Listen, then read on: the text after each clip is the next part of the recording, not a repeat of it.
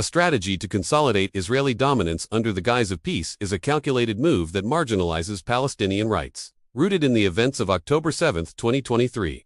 Coordinated actions in southern Israel affected communities such as Kibbutz, Be'eri, and Sderot, resulting in the loss of 1,200 Israeli lives and the detention of 251 individuals. This development prompted Israel's subsequent military campaign in Gaza, which, according to the Gaza Health Ministry, led to over 42,000 Palestinian fatalities and extensive destruction of civilian infrastructure across the territory. In this turbulent aftermath, U.S. President Donald Trump's Gaza peace plan was presented on September 29, 2025, at the White House, alongside Israeli Prime Minister Benjamin Netanyahu. The plan emerged as a proposed pathway forward and was publicly framed as an initiative to secure a ceasefire, facilitate the return of detained civilians, and rehabilitate Gaza's 2.3 million Sunni Palestinian population. Its underlying purpose, however, revealed through a careful comparison of U.S. envoy Steve Witkoff's 21-point draft dated September 27, 2025, and the White House's finalized 20-point document reflects a complex political maneuver designed to reinforce Israel's strategic control while diminishing Palestinian self-determination. These revisions were shaped by Netanyahu's direct interventions during a 6-hour discussion on September 28 with Witkoff and Trump's son-in-law Jared Kushner.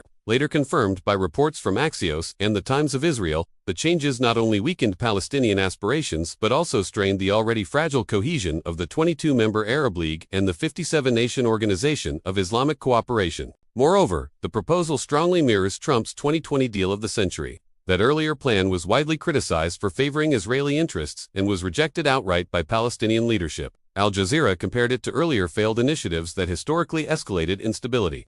As seen after the collapse of the 2000 Camp David summit and the subsequent Gaza confrontation of 2014 that resulted in thousands of casualties on both sides. Witkoff's original framework introduced a comparatively balanced and negotiable structure. It offered cautious optimism to several Arab states despite ambiguity surrounding Palestinian statehood. The framework was developed through indirect consultations in Cairo with Qatari Prime Minister Sheikh Mohammed bin Abdulrahman Al Thani and Egyptian Foreign Minister Badr Abdel-Latif. The 21-point draft outlined a structured exchange mechanism involving 101 surviving Israeli detainees, including women, children, and elderly individuals, within 48 hours. This was coordinated with Israel's release of 250 Palestinian prisoners connected to earlier periods of prolonged political unrest between 1987 and 2005, reflecting long-standing cycles of confrontation. The draft further proposed a phased redeployment of security personnel from densely populated areas of Gaza, including Gaza City and Khan Yunis,